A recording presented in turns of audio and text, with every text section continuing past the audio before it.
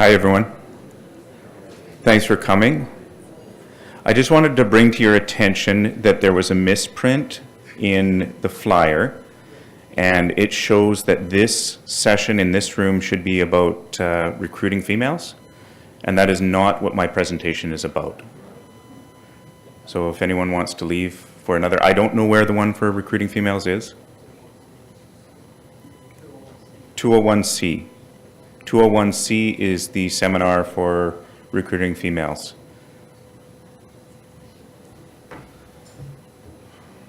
Just give it a couple of seconds. I see a few people are heading to the correct seminar.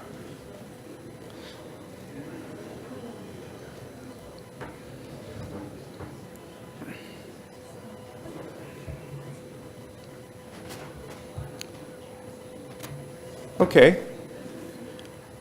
My name is Greg Johnson. I'm with Central Saanich Police on Vancouver Island in British Columbia, Canada. And this presentation is Staying in the Fight, a story about resilience. As a child, my dream was always to become a police officer. Yes, I was one of those. My family home was broken into growing up in Winnipeg. My mother and I arrived home at our house in River Heights, and we found that the door had been smashed open and there was somebody rummaging through all of our possessions. The culprit flew out the back door. Very shortly after that, the Winnipeg Police Service arrested a 16-year-old sex offender from our neighborhood who was collecting women's underwear, including my mother's and my sister's. On that day, the Winnipeg Police were our guardians, and I vowed that one day I would join them to protect my community the same way they did. Police work inspired me, and for me, this job has always been just that, a personal mission. I graduated with my recruit class in 1990, ready to serve. With the naivete of youth, I believed that police officers were all powerful and that the courts and the public would support us in our mission. And of course, there's a special bond between recruit classmates, and we all stayed in touch. Quickly, policing changed us, and mostly for the worst.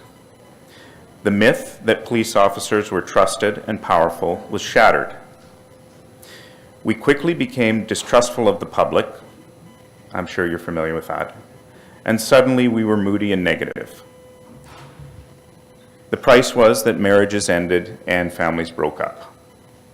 Now, there were some exceptions. Some of us persevered and even thrived. They kept their sense of humor and always had a smile. However, most of us were on a well-worn path of personal decline that tested our coping ability and led to alcohol and, for some, depression. For me, personally, it was when a friend and I discussed whether or not we were alcoholics or merely alcohol enthusiasts that I stopped self-medicating. I want to take a moment and thank all the on-duty members back home right now, because police work never pauses, it never stops. And it's because they're carrying the weight right now that we can be together in this room. So my own story brought me from one of the biggest municipal departments to one of the smallest in Canada. And I found the job was completely different from Metro Toronto to Central Saanich. In Metro Toronto, we left the station to go out and hunt down assholes. We were on a personal mission to clean up the streets. We had a lot of fun in the process. None of the violence ever bothered me because we were the good guys, and this was all before everyone had cell phone cameras. The relationship with the public was not good, and the number of complaints from them reflected that. As it turned out, even people that we regarded as assholes had rights. And by far the most stressful call I received was the one to the office regarding more complaints about attitude. 6 years in, I was very fortunate to get hired by a small agency on Vancouver Island. In my small suburban service, I know many members of the public. When I leave the office, people wave with all 5 fingers, and many know me by name. It's a bit of Mayberry, I live in the area I work in. The public are friendly, even some of those that I've charged, and I've charged many. But a small department inherently has very limited opportunities. And as a result, there's a lot of competition within the office. So the inter-office politics are rather toxic. Many competitions devolve into character assassinations. It's a completely different job in a different place, but again, the most stressful call I ever receive is to the office. I have found stress to be inherent in the job of policing. The source for me lies within the police station, not on the road. So here is what I will talk about today. The underlying causes of stress in policing, and what can we do to support the resilience of our people. I will be talking about mindfulness and locus of control as tools that you can use to shield yourself and your team from stress. I'd like to ask you, what is it that happens when we sign up our best and brightest, train and equip them for a respected career in protecting the public, however, within a few years, they're cynical and avoid the public they're sworn to serve? How can we prepare someone to fight crime for the duration of a 30-year career and still be happy and healthy at home? I've had 27 years in policing and 1 graduate degree to find answers. And this presentation is the result that I have found so far. I would like to ask you to think for a second about our careers. Collectively, our policing family has handled massive tragedies: 9/11, Columbine, Sandy Hook, and most recently Vegas. Globally, all of us are now dealing with the fentanyl crisis that really makes the crack cocaine scourge of the 90s look like it was a warm-up. But the reality today was not even imagined when we went through the academy. We were not trained for the job we're doing now. All we really know is that we need to bring our A game to ensure that we go home to our families every day. Our work demands intense alertness and constant vigilance on duty. This taxes our brain, and we need to recover when we leave. The price we pay is periods of isolation and withdrawal off duty. On duty, the adrenaline can be like a narcotic. But the hangover hurts our loved ones as they have to live through anger, depression, and sleep disorder, all of which are the building blocks, the critical ingredients of PTSD. And this is why the career of a police officer is described as a journey from positive to negative, idealistic to cynical, and fit to unhealthy. The job is not easy, and nothing I'm going to tell you today is going to make it easy. With the prospect of facing a civilian review board and discipline for simply questioning a suspicious person who we know is up to no good, there is real incentive for us to stop doing the proactive steps we all know prevent crime. And the truth is that many in our careers have caved to avoid criticism. The Fido attitude has flourished. But it's the community that suffer because members left the fight to preserve themselves from stress. It's simply a myth that police officers are all-powerful and will always do anything to prevent crime. We are torn between this myth, which is believed by outsiders, and the reality of the tremendous limits on our power. Technology, unsympathetic courts, and anti-police radicals shift power away from us continually.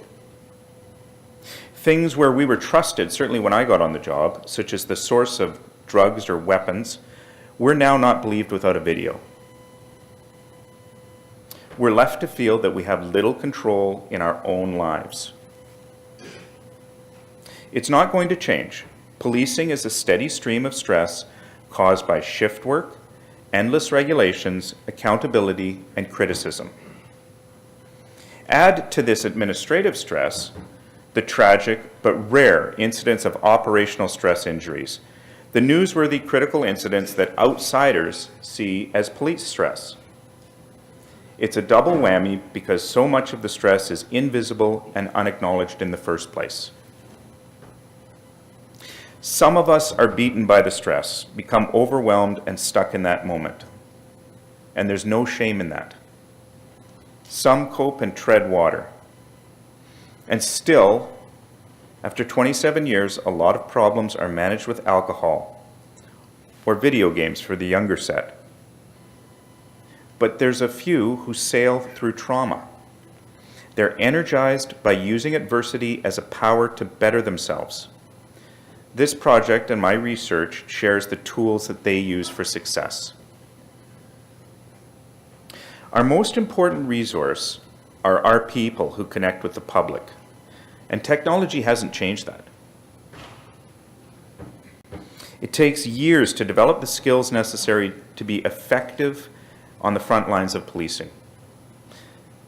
But members can easily leave or simply roll over from being the crime fighters we need to be to marking time. We cannot afford to have members leave, and it may in fact be worse to have them stay and adopt a FIDO attitude of avoiding calls. What we need to do is recruit and train people to deal with a future we can't imagine today, any more than we imagined 9/11 when we went through. The only thing we can be sure of is that we need to shield our people from the trauma we know they will face.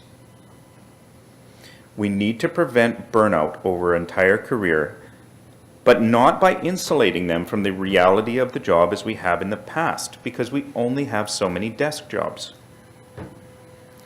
There is light at the end of the tunnel. So I did a research project for my master's thesis dealing with police stress and the costs. There was one common denominator for police officers who managed to work the street year in and year out, endure critical incident trauma and the continual stress of the office without losing enthusiasm. And it's not talent. Talent is not enough to endure on this job. And it's not education. We've all seen well-educated members burn out and quit. It's not a strong work ethic because that is never sustainable. And it's certainly not good looks or charm. The key to a successful frontline policing career is resilience. What resilience is a combination of attitudes and characteristics that involve reframing trauma and stress to find meaning and relevance, improving a person's belief that the challenge is not beyond their ability to manage. Resilience counters the effects of stress and converts a stressful experience into a growth experience, which in turn builds further capacity for future resilience. This is actually the opposite of the path of decline that I mentioned earlier. It becomes a spiral of increasing growth and strength. Those with resilience are able to find meaning in situations that are vague and uncertain. And I'd just like you to think about that in the context of policing. Because we go out and try and apply rigid laws and rules to circumstances that are invariably human and often very vague. The benefit is that resilience is a teachable and learnable skill. Now, the takeaway in this session for you is an understanding of how you can help build a shield of resilience for you and your team. But I want to share with you that the challenge is our own culture, because we still deny the vulnerability of our own people. There's no cookie-cutter approach for success. Resilience is complex and very individual, and so is stress. So building resilience for us starts with talking about how stress really works in policing.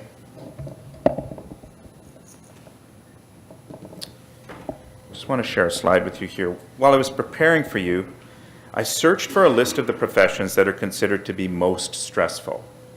The results up there.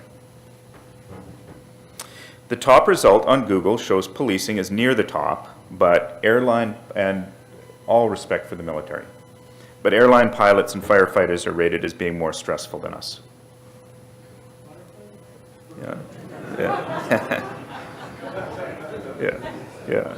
Anyway, so this is the Google result, right? And so my wife's a software engineer. I went and looked at some of the ways in which they came to this result. So the top result showing policing near the top, and what the Google Analytics teams actually prepared a list of stressors for policing. And they say, well, this is why it's stressful. This is why you guys are stressful. Responsibility for protecting the lives of citizens. Many police cases are unfinished or with insufficient evidence to continue. And the responsibility of owning a firearm. So during my research, not one of these points that the Google Analytics team raised to come to this conclusion was raised by one person in any of my research. And I found similar results in research conducted by people outside the profession. So in my experience, it's the administrative factors, such as being exclusively measured by a monthly statistics printout, which has always caused me more persistent stress than critical incidents. And my research, police officer to police officer, points to most stress coming from within the police organization itself. Think about this. There is a strange sense of deflation in authority when you walk into your office. Outside the office, you're treated with respect and reverence or even feared by the public. I mean, you might arrest them. But walk into the office and you become an ordinary office drone with sticky notes and deadlines. So I conducted my research project for my master's, and it included a focus group of mid-level managers and interviews with members of the service. And my research supported the idea that stress comes from infighting and bureaucracy in the office. Police researchers, not academics, but police researchers back this up. And one well-known police scholar said the most stressful call is the one that summons you to headquarters. Sound familiar? Another said that although most people think of police stress as coming from critical incidents and crime fighting, it's the stress caused by internal politics and personality that can be pervasive and destructive.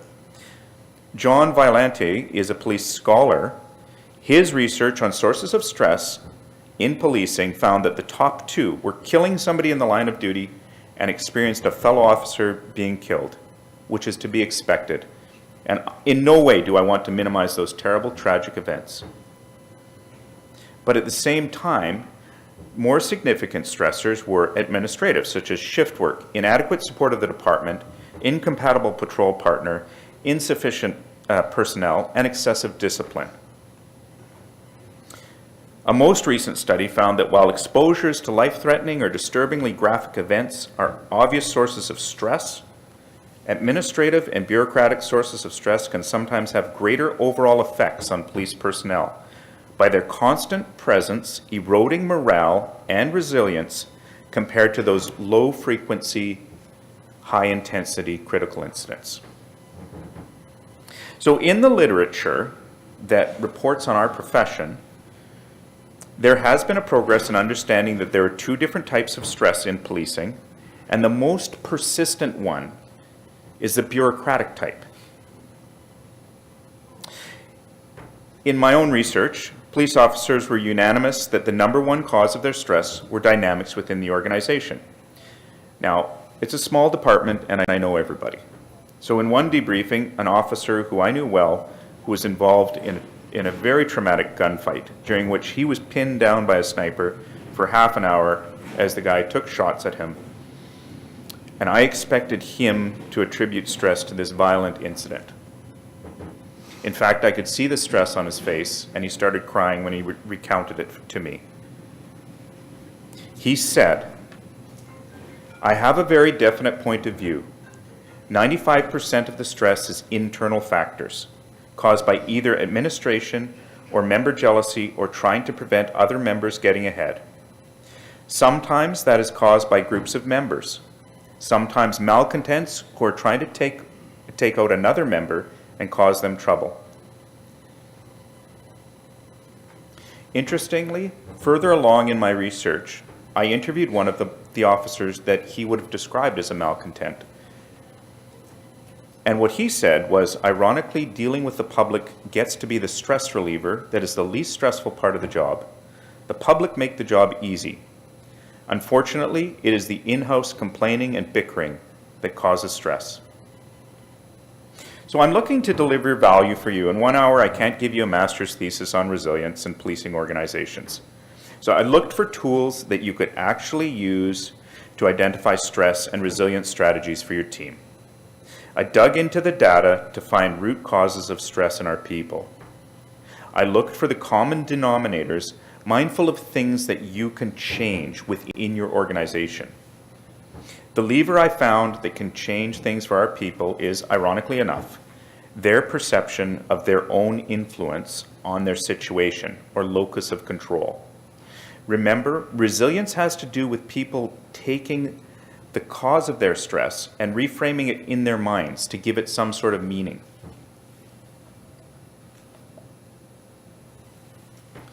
People with an internal locus of control believe that success or failures is due to their own efforts.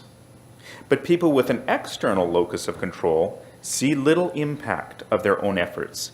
They see that life is controlled by powerful others or complex forces surrounding them, or they believe in luck. I had many references by police officers who said the source of their stress was due to the belief that their efforts were thwarted by others. They pointed to management or groups of other members who were conspiring against them. The strongest and most persistent statements came from our type A personalities. In psychology, several characteristics have been linked with increased stress vulnerability, including external locus of control and dimensions of type A behaviors, such as aggression and excessive competitiveness. And in my research, these traits came bundled together in the same people. People with these traits are more vulnerable to stress because they are either less likely to believe they possess control over life circumstances, or because they have a need for control to such a high degree that it's impossible to fulfill. This is something for you to take note of when you're hiring. We all know plenty of type A personalities in policing, and they're drawn to the power that they think policing will give them.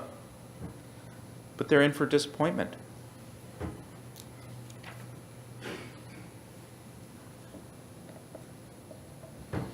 The origins of the psychology of resilience came from studies of the surprising success of children who came from poverty and lived in ghetto conditions. These are people who we expect to fail and end up in jail. But against all odds, some of these people in these terribly disadvantaged conditions have risen to become exceptionally well-educated professionals, making huge contributions to society. A positive outlook and attitude is closely associated to an internal locus of control, and this is the essential characteristic of these resilient people. Psychology has also shown that people who have an external locus of control tend to distort a whole range of issues, including their role at work and their own coping ability.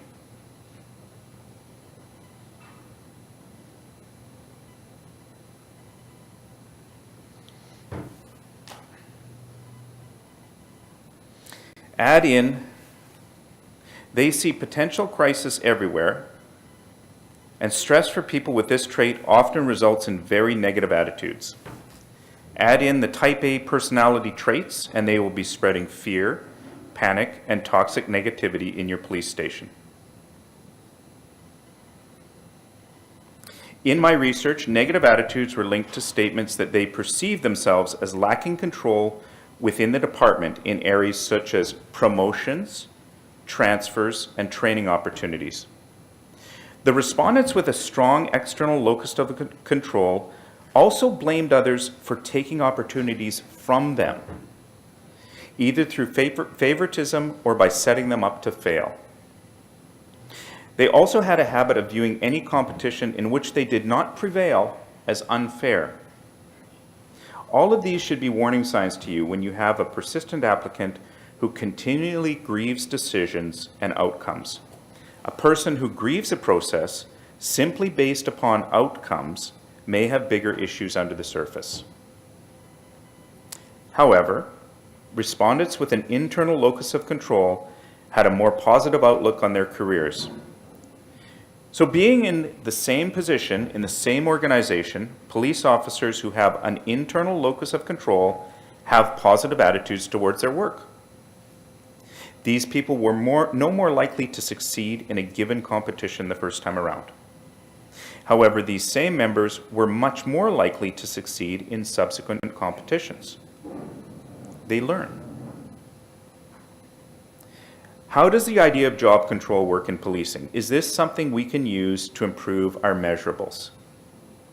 From the lens of job control, we are the complete opposite of the public perception of our profession as being all-powerful. It's the contrary that's true.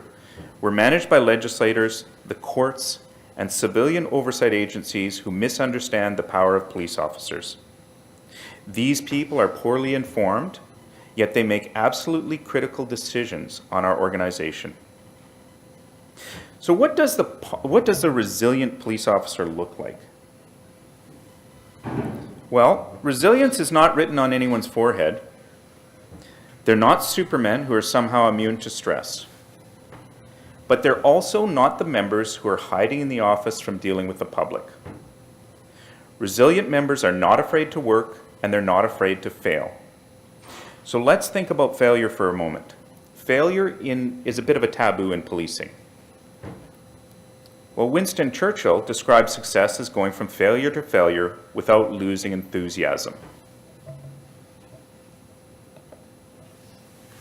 O Sensei, the founder of the martial art Aikido, was asked how he was always off balance, and this is him at 80 years old, laying it down. And he said the truth is that he's never balanced. He's always off balance, and it's the speed of his recovery that matters. So to be successful, you will need to venture off balance, risk failure, and learn from it. Resilient officers will see failures, they will get complaints, and they will get into some use of force scenarios like everyone else, but they will learn from those mistakes and accept there are things they cannot change. They're not quitters. Given a task, they never give up. Attitude is the key difference on display by your resilient members. When there is a group of toxic negative members, they will distinguish themselves.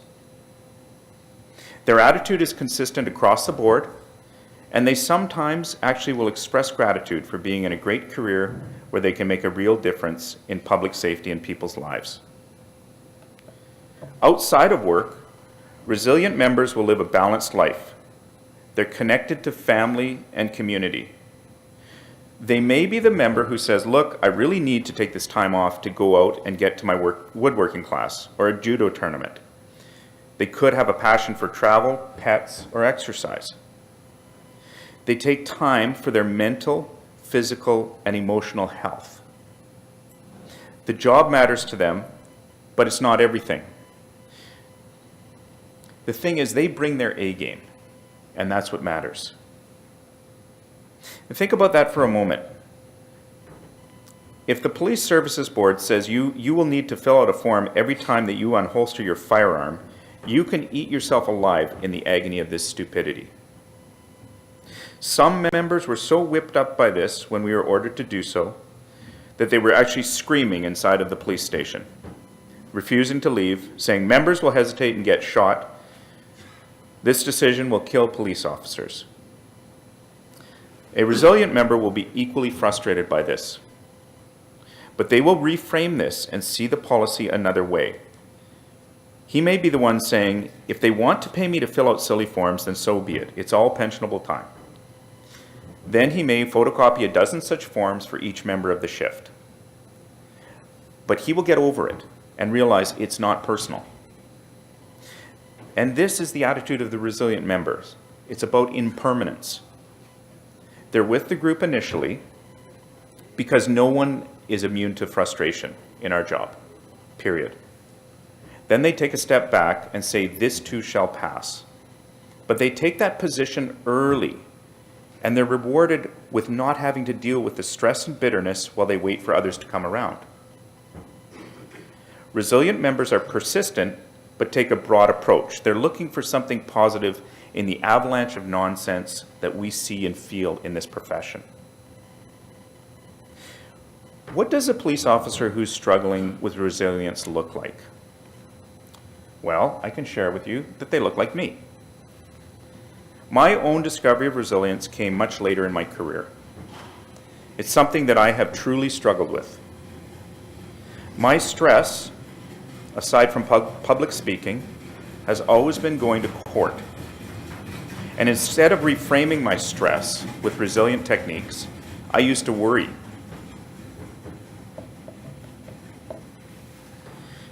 I used to review case law and the evidence I had gathered in my own cases.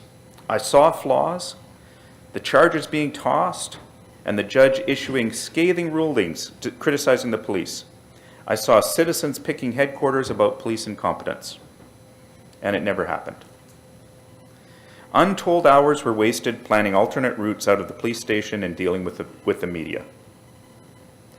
I had a series of warrants for a child pornographer rejected 5 times. Only on the 6th time did the warrant get approved. I managed to take down a prolific consumer of child pornography who had also victimized his own stepdaughter. It was a Supreme Court trial. The accused was very wealthy, and surprisingly, he did not want to get convicted. His legal team fought for 2 years with pretrial motions and demands, some which were personal. During those 2 years, I read over the warrants dozens of times and worried about possible outcomes. Leading up to the trial, I took off 2 weeks of holidays and moped around my house, reading the warrants and highlighting the differences. I had convinced myself that the 6th version had only minor changes from the previous series, and that it would be discovered at trial. Sure enough, defense motions were pointed in this direction. And after days of withering cross-examination, the judge interrupted the defense. She ruled that all the warrants should have been granted in the first instance. She criticized all the lower court justices who had previously rejected the warrants. The judgment was buoyantly in my favor. And once again, this worry was wasted time and energy. I was trapped in the negativity of my own thoughts and had completely lost sight of the fact that my duty was to protect the victim, and I had accomplished that years ago. In the meantime, it was my family that paid the price in lost quality time. From this personal experience, I can share with you some of the traits of police officers who lack resilience. They view the job the same way I always have, as a personal mission. They stress and obsess and take all the outcomes personally. They have little interest outside the job. And at work, they actually have negative attitudes. How can you grow your own personal resilience and build it in your own team numbers? I would be lying if I told you I could do that. Building resilience is specific and personal. The thing I can tell you is that the science is unequivocal. It works. Now, I'd like to share with you some of the moving parts about resilience so you can adjust it as a tool to use when you need to. Psychology describes mindfulness as a way of paying attention in the present moment to yourself, others, and the world around you. It's a skill you can train in using techniques like meditation and yoga. A noted police scholar points out the effectiveness of mindfulness in the military, And mindfulness isn't about choosing between a pacifist or a guardian. It's about learning how to be present and self-aware.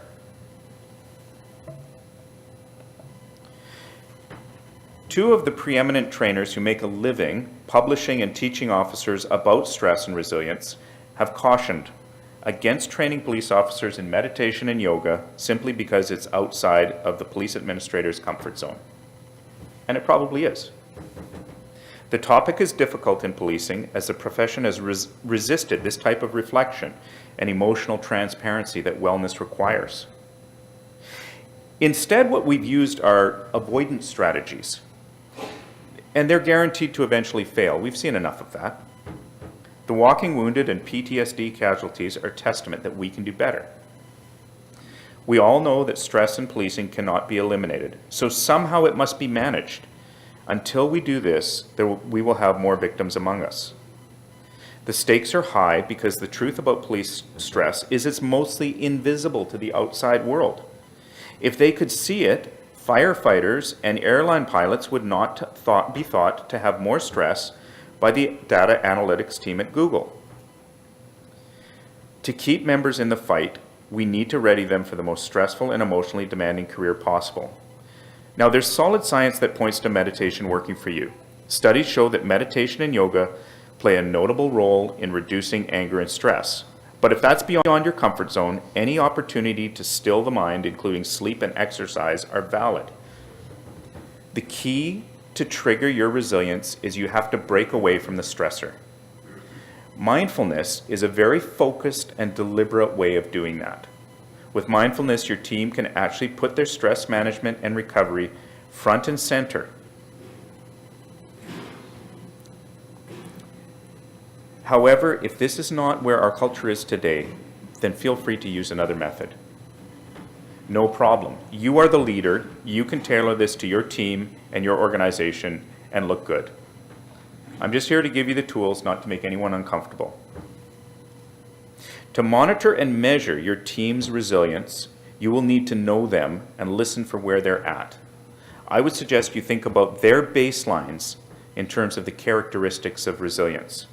And these are mental toughness, physical endurance, emotional balance, and sense of purpose, all of which can be learned and strengthened through techniques. One example of which is mindfulness training, but it also includes physical fitness, time with your family, and reflecting on the great work the police do. I look to myself and my team members to see how we're doing within the characteristics of resilience. These are questions that I move discussion towards with my team members when we go through trauma together. Now, there is a general template for managing stress with resilience. You can walk your team through this process. Like anyone else, they're going to be hit with shock through trauma. After they're past the point of being able to change and they and their team are safe, they pause.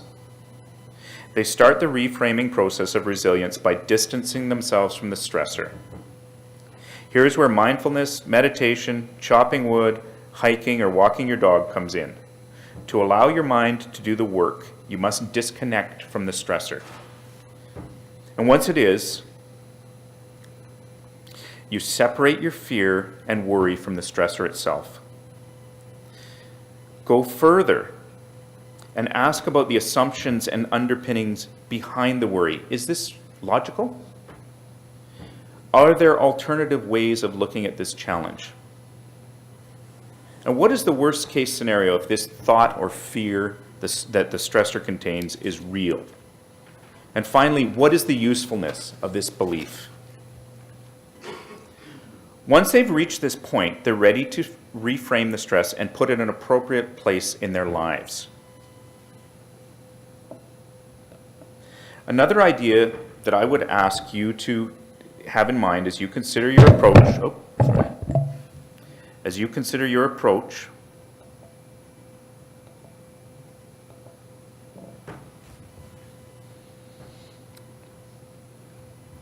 to supporting your team is your organizational culture. I found that there were significant differences in the nature of the work between large and small police departments. It follows that there are differences in stress and resilience causes and solutions.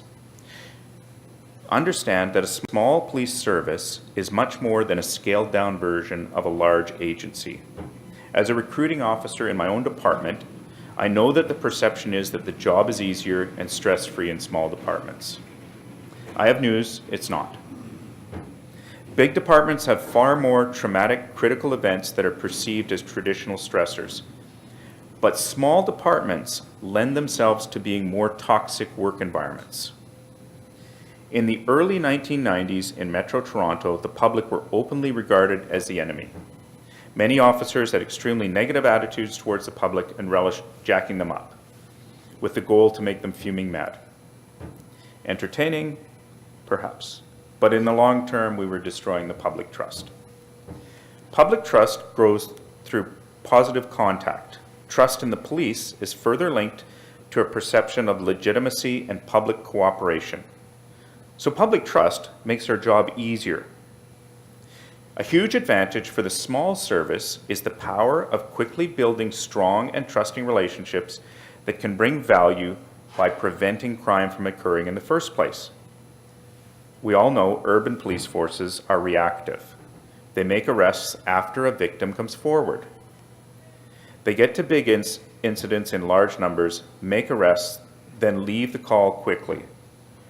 The arrest rate has to be the measure for those officers. They don't spend time building relationships or solving problems because they're not rewarded for that. Their stress is exposure to brief but traumatic incidents. And this is where we are today. We have a perception of stress as due to rare critical incidents. Their resilience will be summoned occasionally to help them with overload caused by those critical incidents. But the suburban police officer go to each and every call, and they're proactive. They spend much more time on minor, even trivial calls. The motto in my department used to be, no call too small. A lot of their benefit is through positive relationship building. They can get a reputation in the community that carries them forward, but the work is not perceived as glamorous. There's much less variety, and members may resort to infighting over opportunities. The suburban officer shows resilience differently than the urban officer. The suburban officer must constantly demonstrate resolve and consistency in enduring boredom, apathy, and frustration. It's not an easier ride in the small service. My research shows that members in my service have suffered symptoms of stress and PTSD, absenteeism, presenteeism, and physical illness in proportions consistent with bigger agencies.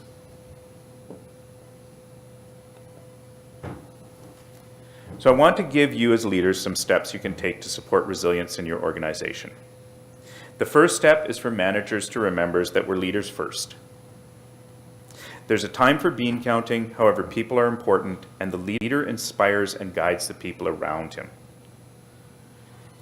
The culture of an organization is what determines appropriate behaviors. I ask you to consider if building resilience is condoned in your organization. The challenge with motivating somebody through leadership is that in the end, it's essential to have them become self-motivated. Money, time off, and fringe benefits, all of which I love, do not motivate people in the long term.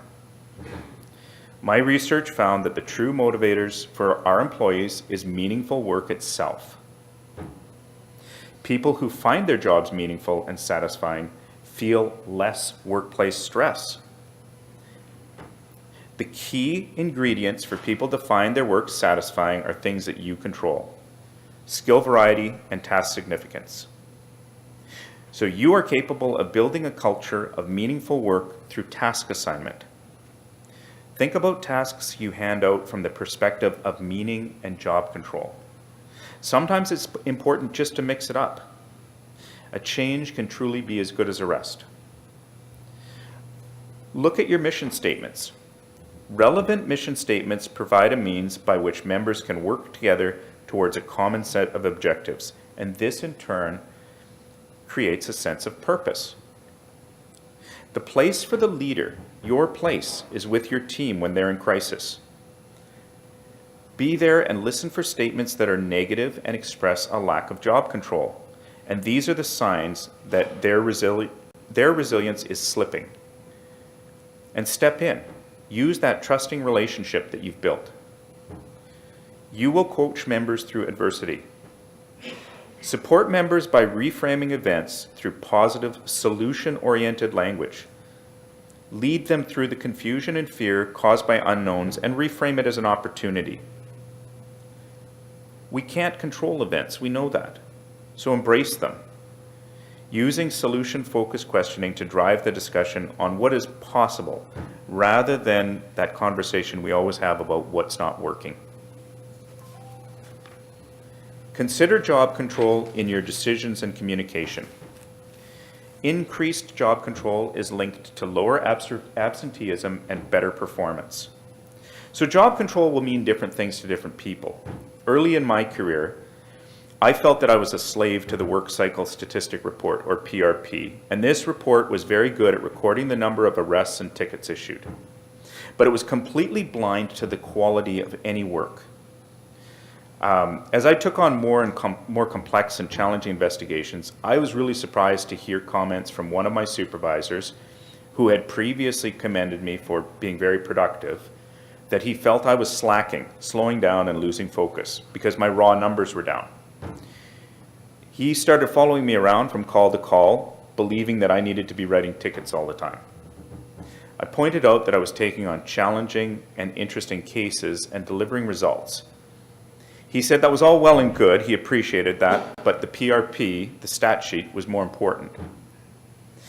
I expressed extreme frustration that my frontline supervisor would not see that quality would be more important than quantity. He left me with a veiled threat that doors would close to me if I did not look good in my stat sheet. Did this stress me? Oh yeah. I agonized over this and vented how absurd it was that a supervisor would prefer me standing in a speed trap, nabbing working people, rather than doing a search warrant. I got stressed by a nameless and faceless stat report. And reflecting on this now, it's the only time I've ever questioned my career choice and spread negative feelings on it. I would lobby other members about their opinions about the stat sheet and the supervisor's take on it. But it was speaking with another supervisor that got me back on track. He went through the last 6 months of stat sheets with me and acknowledged that I had shifted from being a ticket writing machine to a digger as an investigator. So he put a positive spin on it. He showed me other PRPs and noted that my production now mirrored a detective's, and that was the position I was going for anyway.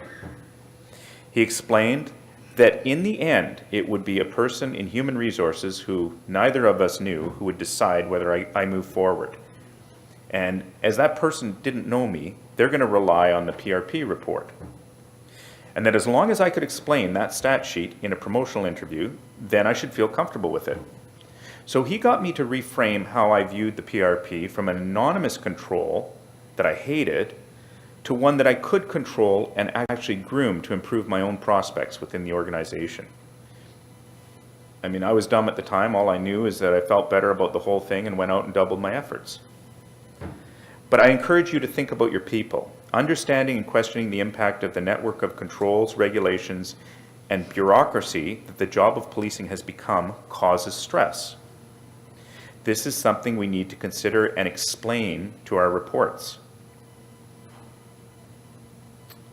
We can continue to train members to look for signs of stress following critical incidents, the sleep disorder and alcoholism that everyone knows about. But also make sure there's an understanding that there's another kind of stress from administrative sources. These stressors may seem minor compared to critical incidents, but they can have a greater overall effect by their constant presence. They may have different outcomes. This is an area where research is evolving, but look for negative attitudes, hostile reactions, and alienation, especially amongst people within your office. In negotiating and shaping labor management agreements, we should be mindful of the actual needs of our members.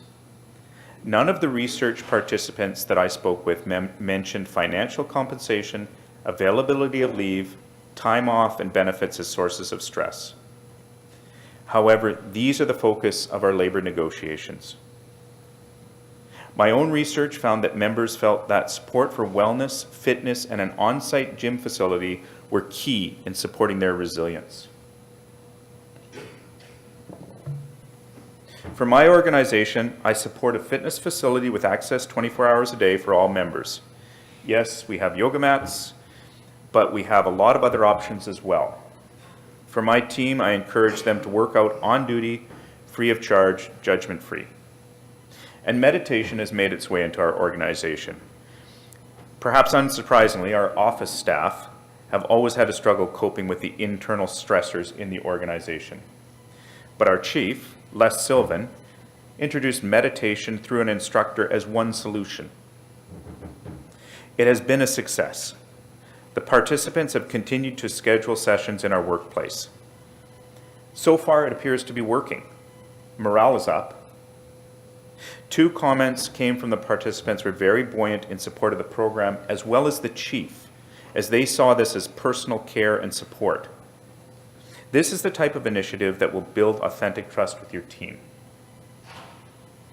So, in summary, I feel that after 27 years in law enforcement, my family is really the policing community. I still want to be the guardian and protect my family. Too many of us have lost our way from stress, some irreparably to PTSD. There's so many incredible people in our policing community worth protecting, and I know we can do better. I think it's time to dispense with the myths of policing. The idea that we're all powerful has helped fuel the rage and protest against us that we know too well. To turn our new members away from the path of personal decline many of us went down, we need to change our culture. As leaders, we can do this. We cannot stop the critical incidents. In fact, they're probably going to get worse, and so is the administrative stress.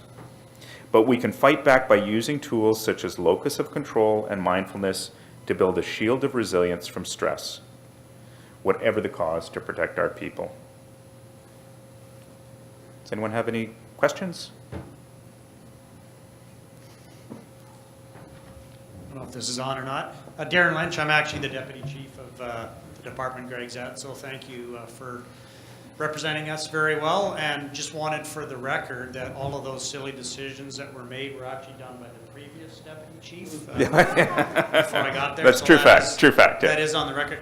It's on the record. I kind of know part of the answer, but just kind of wanted you to reflect on, I guess, the dynamics of the office in the sense of culture. So certainly my experience in the couple years that I've been there is that perhaps as some of those negative individuals left and we start to bring on new recruits and more positive, whether exempt members or whatever, that actually starts to help with that resiliency, just almost breaking it down by, I guess, the positivity of that. I just kind of wondered your thoughts on how those dynamics of, I guess, creating a stronger culture just by the old guard going and perhaps a new guard coming.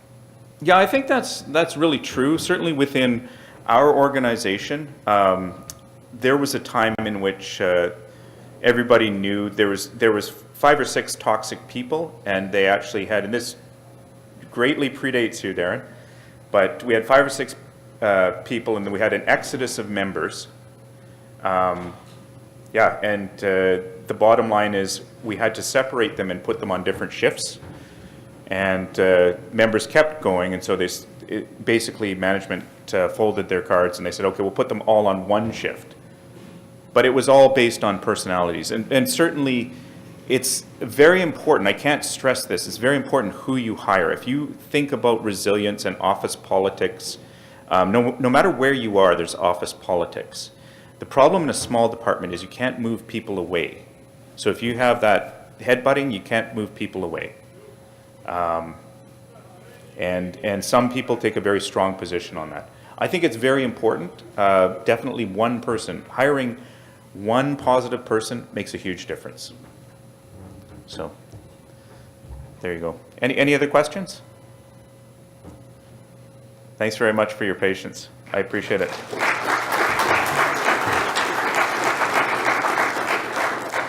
This is the very first time I've shared this information, so if you can give me feedback, positive or negative, I think there's something in the app that you can say something on it. I'd really appreciate it. Thank you.